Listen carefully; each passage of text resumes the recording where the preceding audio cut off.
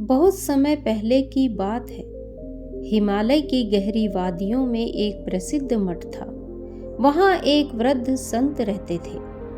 उनके पास दूर दूर से लोग ज्ञान और ध्यान सीखने आते थे। उन्हीं में से एक युवक था सत्यवान। सत्यवान उत्साही और अधीर युवक था। वह ध्यान सीखने के लिए मठ में आया, लेकिन कुछ ही दिनों में वह हताश हो गया। जब भी वह ध्यान करने बैठता, उसके मन में अनगिनत विचार आते। पुरानी यादें, भविष्य की चिंताएं, इच्छाएं और कई अनजान भय। उसने कई बार कोशिश की, लेकिन कभी भी ध्यान में स्थिर नहीं रह सका। सत्यवान एक दिन अपने गुरु के पास पहुंचा और बोला, हे गुरुवर, मैं ध्यान नहीं कर पा रहा हूँ। मेरा मन एक पल को भी शांत नहीं रहता। मैं क्या करूँ? गुरु ने उसे ध्यान से देखा और मुस्कुराए और बोले, बेटा, ध्यान का रास्ता सीधा नहीं होता। यह अभ्यास और समझ की मांग करता है। कल सुबह सूरज निकलने से पहले नदी किनारे तुम आ जाना। मैं तुम्हें एक रहस्य बताऊंगा। सत्यवान को यह सुनकर थोड़ी आशा जागी। वह रात भर बेसब्री से सुबह का इंतजार करता रहा। अगली सुबह जब सूरज की पहली किरण हिमालय की चोटियों पर पड़ रही थी, सत्यवान मठ से बाहर निकला और नदी के किनारे पहुंचा। वहां गुरु पहले से ही एक बड़े घड़े में पानी भर रहे थे।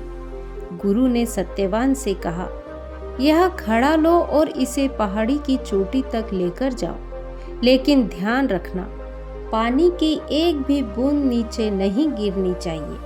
सत्यवान ने घड़ा उठाया और पहाड़ी की ओर बढ़ने लगा। रास्ता बहुत कठिन था। कहीं ऊंचे पत्थर, कहीं फिसलन भरी मिट्टी, तो कहीं झाड़ियां। वह बहुत ध्यान से चल रहा था ताकि पानी गिरने ना पाए। जब वह चोटी पर पहुंचा तो उसने राहत की सांस ली और वापस लौट आया और गुरु को प्रणाम करके उसने कहा कि मैंने घड़ा चोटी तक पहुंचा दिया है। गुरु मुस्कुराए और पूछा, क्या तुमने रास्ते में चिड़ियों की चहचहाहट सुनी? सत्यवान ने सोचा और कहा, नहीं गुरुवर, मेरा ध्यान तो सिर्फ पानी पर था। गुरु ने फिर पूछा, क्या तुमने हवा की सरसराहट महसूस की? सत्यवान ने सिर हिलाया और कहा, नहीं, मेरा पूरा ध्यान घड़े पर था। तब गुरु ने गंभीर स्वर में कहा, बिल्कुल यही ध्यान की स्थिति है।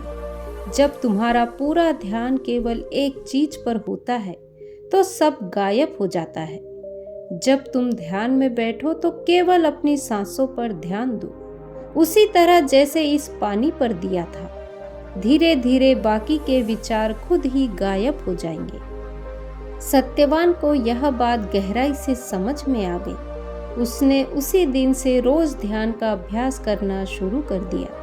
पहले दिन उसने सिर्फ 5 मिनट ध्यान लगाया। उसका मन भटकता रहा, लेकिन उसने गुरु की सीख को याद रखा कि पानी की तरह अपनी सांसों पर ध्यान दो।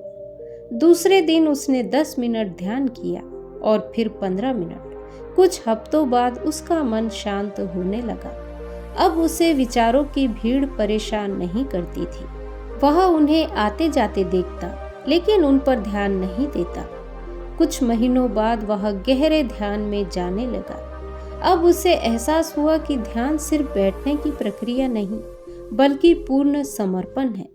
एक दिन गुरु ने उसे बुलाया और कहा, अब तुम्हारी अंतिम परीक्षा है।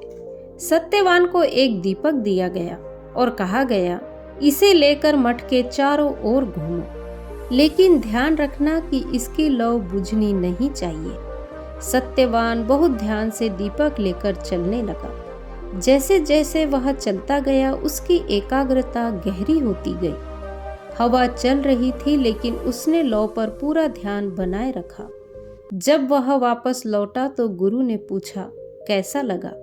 सत्यवान ने सिर झुकाकर कहा, हे गुरुवर, मैं अब समझ गया हूँ कि जब मन पूरी तरह एक चीज पर केंद्रित हो जाता है, तब ध्यान अपने आप ही हो जाता है। गुरु मुस्कुराए और बोले, अब तुम सच्चे साधक बन गए हो। ध्यान कोई जबरदस्ती की प्रक्रिया नहीं, बल्कि बहते पानी की तरह सहज अवस्था है। गुरु ने सत्यवान से कहा, तुमने ध्यान का सही तरीका सीख लिया है, लेकिन ध्यान का असली मूल्य तब पता चलता है जब इसे जीवन में उतारा जाए। अब तुम्हें मठ से बाहर जाकर लोगों के बीच रहना होगा और देखना होगा कि क्या तुम इस एकाग्रता को दुनिया के शोर शराबे में भी बनाए रख सकते हो। सत्यवान को यह सुनकर आश्चर्य हुआ। उसने सोचा कि क्या वह नगर के बीच भी ऐसी ही शांति बनाए रख पाएगा जैसी मठ में थी। लेकिन वह गुरु के आदेश को मानने के लिए नगर की ओर निकल पड़ा। सत्यवान अपने झोले में 2 वस्त्र, 1 कटोरी और गुरु का आशीर्वाद लेकर निकल पड़ा। वह एक छोटे नगर में जा पहुंचा, जहां बाजार की हलचल, लोगों का शोर और रोजमर्रा की समस्याएं थी। वहां उसने देखा कि एक व्यापारी दिन भर पैसों की चिंता में डूबा रहता था। एक किसान फसल खराब होने के डर से बेचैन था और एक बूढ़ी औरत अपने बेटों की नासमझी से दुखी थी। चारों ओर अशांति थी। सत्यवान ने सोचा, क्या मैं इस हलचल के बीच भी ध्यान कर सकता हूँ? उसने नगर के किनारे एक शांत स्थान खोजा और वहां बैठकर ध्यान लगाने लगा। पहले कुछ दिन कठिन थे, बाजार की आवाजें, लोगों की बातें, लेकिन फिर उसने वही अभ्यास अपनाया जो गुरु ने उसे सिखाया था। वह इन ध्वनियों को अनसुना करता, ना उन पर ध्यान देता, बस उन्हें आते जाते देखता रहता। कुछ दिनों बाद वह सीख गया कि ध्यान केवल किसी शांत जगह में नहीं, बल्कि मन की स्थिति में होता है। अब उसे कोई भी आवाज परेशान नहीं करती थी। धीरे धीरे नगर के लोग उसे देखने लगे। वे हैरान थे कि वह युवक कैसे इतने कोलाहल में भी शांत बैठा रहता है। कुछ लोग उसके पास आने लगे, उससे प्रश्न पूछने लगे। सत्यवान ने उन्हें वही सिखाया जो उसने गुरु से सीखा था। धीरे धीरे व्यापारी को समझ में आया कि चिंता करने से धन नहीं बढ़ता, बल्कि सही निर्णयों से बढ़ता है। किसान ने सीखा कि डर से बेहतर है कि वह पूरे मन से अपनी फसल की देखभाल करे। बूढ़ी औरत ने जाना कि वह अपने बेटों को बदल नहीं सकती, लेकिन अपने मन की शांति को बनाए रख सकती है। कुछ ही महीनों में नगर के कई लोग सत्यवान के पास ध्यान सीखने आने लगे। 1 वर्ष बाद सत्यवान वापस मठ लौटा और गुरु के चरणों में झुक गया। गुरु ने प्रसन्न होकर पूछा, अब बताओ, ध्यान क्या है? सत्यवान ने मुस्कुराकर कहा, ध्यान केवल आंखें बंद करके बैठने का नाम नहीं, बल्कि जीवन जीने की कला है। यह केवल एक क्रिया नहीं, बल्कि एक अवस्था है। गुरु ने उसे आशीर्वाद दिया और कहा, अब तुम तैयार हो जाओ, अपनी सीख को लोगों तक पहुंचाओ। सत्यवान अब एक पूर्ण योगी बन चुका था। उसने अपना जीवन ध्यान और शांति का संदेश फैलाने में लगा दिया और जहां भी गया वहां लोगों को सच्चे ध्यान का मार्ग दिखाया। दोस्तों, ध्यान केवल बैठने का अभ्यास नहीं, बल्कि जीवन जीने का तरीका है। सच्ची शांति केवल अकेले में नहीं, बल्कि भीड़ में भी बनाए रखी जा सकती है। चिंता और भय से बचने का सबसे अच्छा तरीका है वर्तमान में रहना। जब मन स्थिर होता है, तब जीवन की हर परिस्थिति आसान हो जाती है। ध्यान का असली उद्देश्य केवल आत्मिक शांति पाना नहीं, बल्कि उसे दूसरों तक पहुंचाना भी है।